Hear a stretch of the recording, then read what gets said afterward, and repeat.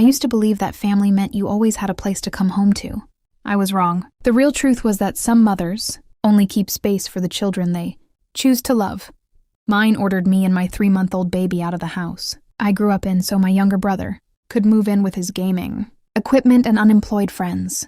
2 weeks later, my father's hidden letter was read aloud in a lawyer's office, and my mother's face went completely white. My name is Sarah Mitchell. In the afternoon, my life changed.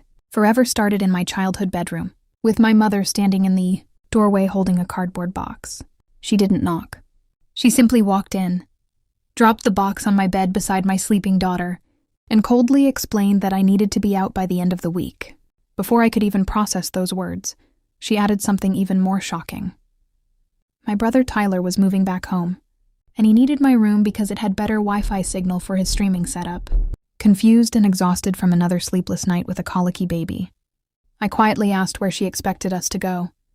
Instead of an answer, she just shrugged and said, "I should have thought about that before getting pregnant without a husband." Then she walked out, leaving the empty box behind like a silent eviction notice. At that moment, I thought it was the cruelest thing my mother could ever do. I had no idea that it was only the beginning of a battle that would reveal everything my father had tried to protect me from.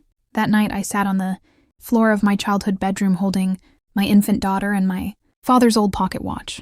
It was the only thing of his I had kept after he died 6 months earlier. Every evening since his funeral, I would wind that watch and listen to its quiet ticking, imagining it was his heartbeat still keeping time somewhere in the universe. I never opened the back panel because I was afraid something inside would break. I didn't realize I was carrying the evidence that would one day change everything. Looking back, maybe I should have seen it coming. Growing up, Tyler was always the golden child. He was charming, athletic, and never had to work for anything because our parents handed him everything first. I was the responsible daughter who took care of my father during his long illness while Tyler was off at college spending money he never earned. When Dad got sicker, I put my nursing degree on hold and moved back home. I changed bandages, managed medications, and sat with him through every lonely 3 a.m. when the pain became unbearable. Tyler visited twice. Both times he asked Dad for money. My mother never thanked me for sacrificing 2 years of my life. She just expected it because that was what dependable daughters did. After my father passed away, I discovered I was pregnant. The relationship had already ended, and I knew I would be raising my daughter alone. My mother's first response was not to offer support. It was to ask what people at her church would think. Still, when she told me I could stay in my old room until I got back on my feet, I actually believed she had found some small piece of compassion. I spent every day applying for nursing positions while caring for a newborn in a house. That felt colder than any hospital room I had ever worked in. Only 3 months after my daughter was born, my mother made her priorities crystal clear. Tyler had dropped out of college for the 3rd time and wanted to move back home rent-free to pursue his dream of becoming a professional video game streamer. My mother didn't hesitate.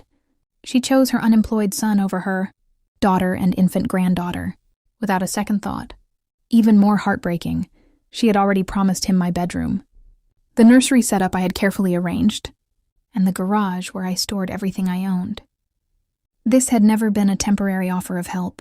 It had been a countdown until I became inconvenient. While I searched desperately for affordable apartments I could not afford on savings alone, Tyler moved in with boxes of gaming equipment, LED lights, and an entitlement, so thick you could see it in the way he walked past my crying baby without even glancing down.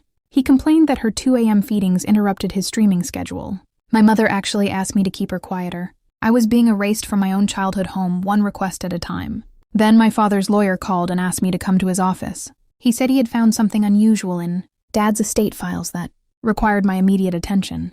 I almost ignored the appointment because I was busy, packing my entire life into boxes and applying for jobs that would cover daycare I could not afford.